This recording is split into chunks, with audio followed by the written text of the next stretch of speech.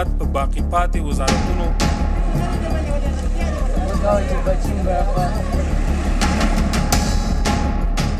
तालिबान पाकिस्तान और चीन की तिकड़ी का जाल। काबुल से बीजिंग तक एंटी इंडिया साजिश का जाल।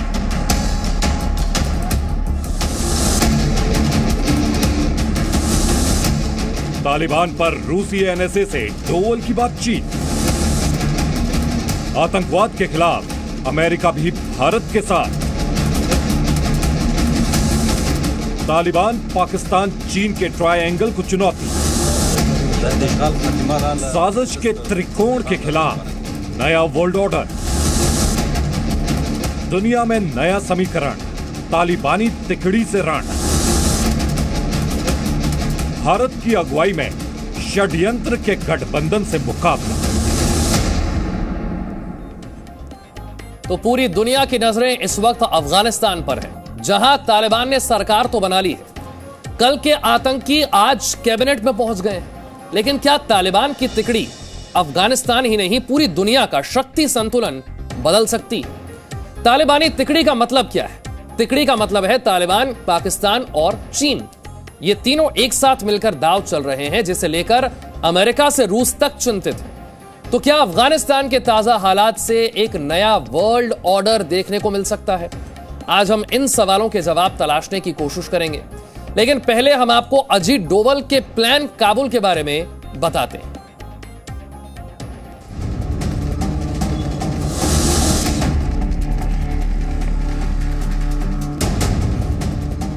ये सिर्फ दुनिया के दो बड़े देशों के सबसे बड़े रणनीतिकारों की मुलाकात की तस्वीर नहीं है।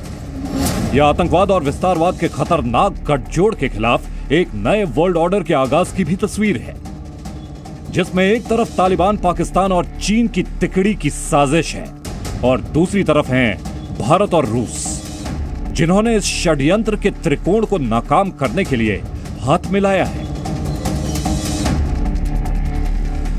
राष्ट्रीय सुरक्षा सलाहकार अजित डोवल और रूस के एनएसए निकोलाई पत्रुशेव के बीच दिल्ली में हुई मुलाकात की गूंज इस्लामाबाद से लेकर काबुल तक सुनाई पड़ रही है। इस मीटिंग से चीन और पाकिस्तान बेचैन है, क्योंकि उन्होंने तालिबान को धुरी बनाकर जो साजिश रची है उसके धागे खुलने वाले हैं। एनएसए अजित डोवल और रूसी एनएसए पत्रुशेव के बीच बातचीत के साथ ही दोनों देशों के विदेश मंत्रालय, रक्षा मंत्रालय और सुरक्षा एजेंसियों के अधिकारियों की भी मीटिंग हुई। इस बातचीत में भारत और रूस ने इस बात पर सहमति जताई कि तालिबानी सरकार को अपने वादों पर कायम रहना चाहिए। अफगानिस्तान में अंतर्राष्ट्रीय आतंकवादी संगठनों की मौजूदगी पर भारत और रूस ने चिंता जताई और कहा कि आतंकवाद से भारत और मध्य एशिया को खतरा है। भारत ने तालिबान को समर्थन देने वाले आईएसआई के जैश-ए मोहम्मद और लश्कर-ए-तैयबा जैसे आतंकवादी संगठनों से रिश्तों का सवाल उठाया। भारत ने अफगानिस्तान में अल्पसंख्यक हिंदुओं और सिखों की सुरक्षा का मुद्दा भी उठाया। अभी तक पाकिस्तान ही इकलौता ऐसा देश था जो आतंकवाद का समर्थन करता था, जिसकी सेना और आईएसआई आतंकवादियों को पैसा, प्रशिक्षण और हथियार मुहैया करवाते थे। लेकिन अब पड़ोसी अफगानिस्तान एक ऐसे देश के रूप में उभरा है जहां की सरकार में ही घोषित आतंकवादी है। ये न केवल भारत बल्कि रूस के लिए भी बहुत खतरनाक बात है। अफगानिस्तान पर तालिबान के कब्जे के बाद कश्मीर में आतंकवाद का खतरा बढ़ गया है।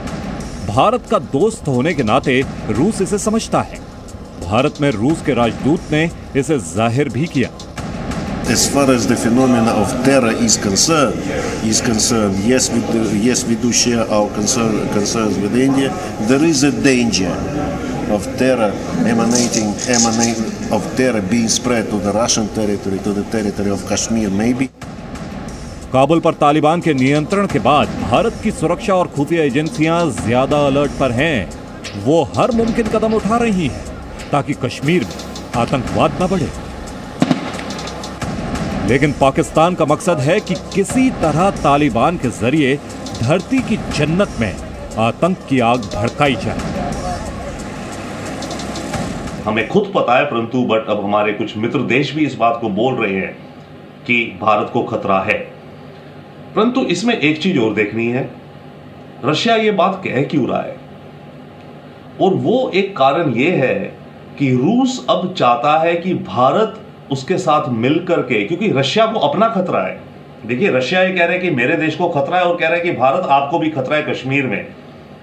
तो इसका मतलब रशिया ये कहना चाह रहा है भारत से कि आइए आप और हम दोनों मिलकर के, क्योंकि तुमको भी खतरा है, तुम भी जुड़ो मेरे साथ, इस चैलेंज को काउंटर करते हैं। तो मैं इस स्टेटमेंट को इस नजरिए से देखूंगा कि ऑफ कोर्स रशिया ने जो बात कही वो अहम है, ऑब्वियस है, पता है, परंतु रशिया इस बात पे जोर इसलिए दे रहा है क्योंकि रूस ये चाहता है कि भारत उसके साथ कोऑपरेट करे। भारत और रूस दोनों इस बात को समझते हैं कि तालिबान के आने से न सिर्फ एशिया बल्कि पूरे विश्व में एक नई तरह का पावर गेम शुरू हो गया है, जिसमें तालिबान एक मोहरा है जिससे पाकिस्तान और चीन अपने अपने हित साधने की कोशिश कर रहे हैं। पाकिस्तान और चीन का एक साझा उद्देश्य यह है कि दोनों भारत को कमजोर करना चाहते हैं।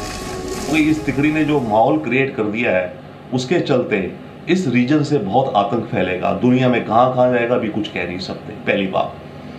अब दूसरी बात, पाकिस्तान की तो आदत है कि आतंकियों को अपनी स्टेट पॉलिसी के लिए यूज करो, तो उनमें से काफी आतंकियों को पाकिस्तान अपने दुश्मनों की तरफ जानबूझ के भेजेगा।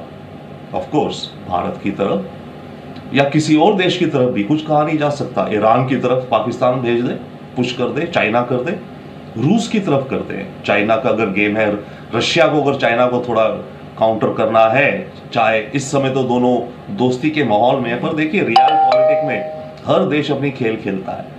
तो दूसरा खतरा यह है कि by design, by plan, Pakistan और चाइना इस इलाके की जो नेगेटिव एनर्जीज हैं उनको विश्व में कहीं और डायरेक्ट कर दे। इस वक्त तालिबान के दो सबसे बड़े दोस्त चीन और पाकिस्तान हैं।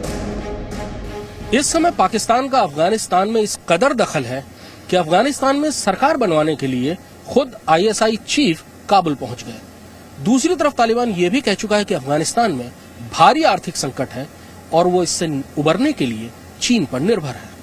दूसरी तरफ चीन इस मदद की पूरी कीमत वसूलने की भी तैयारी में है।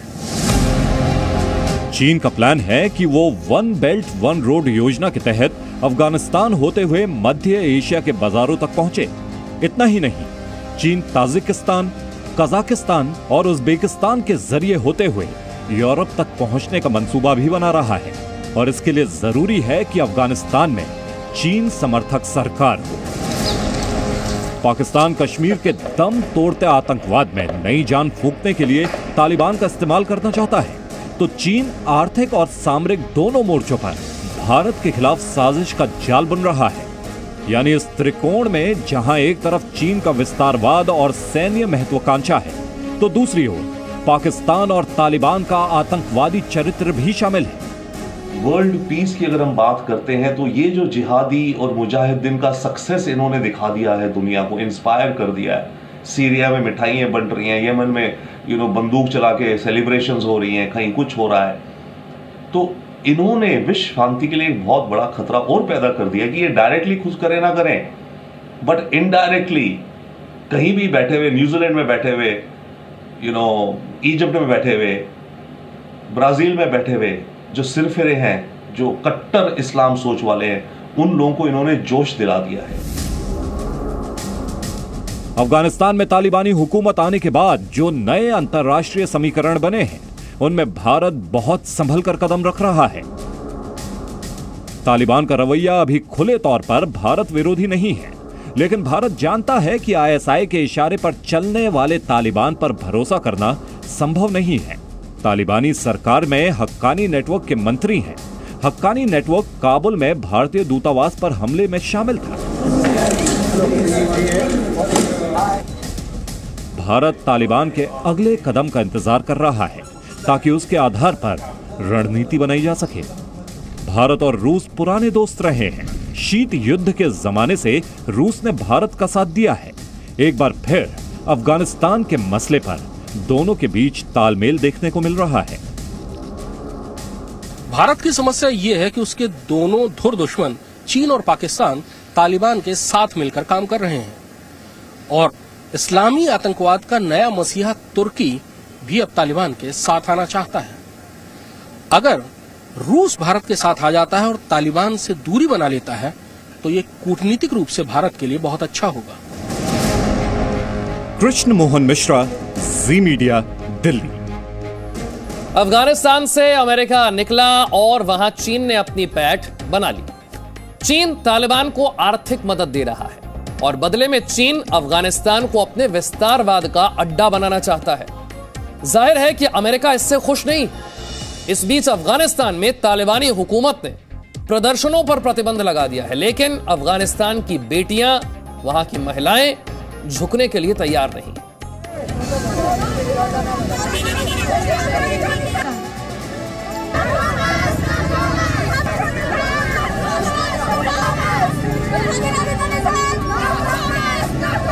अफगानिस्तान में तालिबान की सरकार बन चुकी है, लेकिन काबुल की बेटियां तालिबानी आतंकवाद के खिलाफ बेखौफ होकर आवाज उठा रही हैं। तालिबान ने अपनी कैबिनेट में किसी भी महिला को शामिल नहीं किया है। उसके खिलाफ अफगानिस्तान की पढ़ी लिखी महिलाओं में गुस्सा है। काबुल के दहशत बर्ची इलाके में प्रदर्शन कर रही महिलाओं पर तालिबानी लड़ाकों ने हमले किए।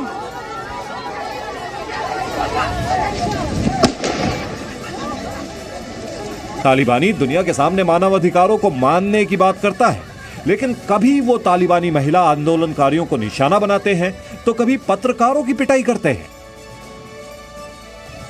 इस बीच तालिबान ने बढ़ते असंतोष को दबाने के लिए अफगानिस्तान में विरोध प्रदर्शन पर रोक लगा दी है। अफगानिस्तान के हालात को लेकर पूरी दुनिया में चिंता है। सवाल उठ रहे हैं कि क्या अफगानिस्तान में तालिबान की हुकूमत बनने के बाद दुनिया का शक्ति संतुलन बदल सकता है। चीन अफगानिस्तान की बिसात पर विस्तारवाद की जो शतरंज खेलना चाहता है, लेकिन क्या अमेरिका उसके मंसूबे पूरे होने देगा? अमेरिका भले ही अफगानिस्तान से वापसी कर चुका हो, लेकिन तालिबानी हुकूमत पर उसकी पैनी निगाहें बनी हुई हैं। चीन जिस तरह से तालिबान को मदद दे रहा है, उसे लेकर अमेरिकी राष्ट्रपति जो बाइडेन की टिप्पणी से यह जाहिर हो जाता है। चीन को तालिबान के साथ कुछ वास्तविक समस्या है। यही वजह है कि चीन तालिबान के साथ तालमेल करने की कोशिश कर रहा है। मुझे इस बात का यकीन है। इसी तरह पाकिस्तान, रूस और ईरान भी पता लगाने की कोशिश कर रहे हैं कि उन्हें अब क्या करना है। ये जो नया वर्ल्ड ऑर्डर निकल के आ रहा है, जिसमें अमेरिका ने अपनी ट्रेडिशनल लीडरशिप एब्डिकेट कर दी है, विड्रॉ कर गया अमेरिका एक तरह से दुनिया से, आप देखें तो, राइट। इसमें बहुत ज्यादा जरूरत है भारत को लीडरशिप लेने की। देखिए, अमेरिका तो अपनी चाइना के साथ रेस में जूझने जा रहा है, कंपटीशन में, साउथ चाइना सी में, टेक्नोलॉजी में कौन आगे, स्पेस में तेरी मिलिट्री आ गई या मेरे स्पेस में हम पहुंच गए, इस तरह की चीजें अमेरिका फोकस कर रहा है। परंतु इधर चाइना पूरे दुनिया में अपना इन्फ्लुएंस बढ़ाया जा रहा है और Pakistan at the same time terror को एक्सपोर्ट कर रहा है एज अ स्टेट पॉलिसी। इस पूरे माहौल में वक्त है, नीड है, अपॉर्चुनिटी है, जरूरत है भारत को प्रोएक्टिव लीडरशिप लेने की दुनिया में। इस बीच अफगानिस्तान का पड़ोसी देश ताजिकिस्तान तालिबान के खिलाफ खड़ा हो गया है। ताजिकिस्तान ने पहले तो नेशनल रेजिस्टेंस फ्रंट के नेता अहमद शाह मसूद की सैन्य मदद की ताकि वो पंजशीर में तालिबान से लोहा ले सके, और अब पंजशीर का गढ़ ढहने के बाद तालिबान विरोधी फ्रंट के नेता और पूर्व उपराष्ट्रपति अमरुल्लाह भागकर ताजिकिस्तान चले गए हैं। Bureau report, ji media. Presenting B News app, available on Google Play and App Store. Download it now.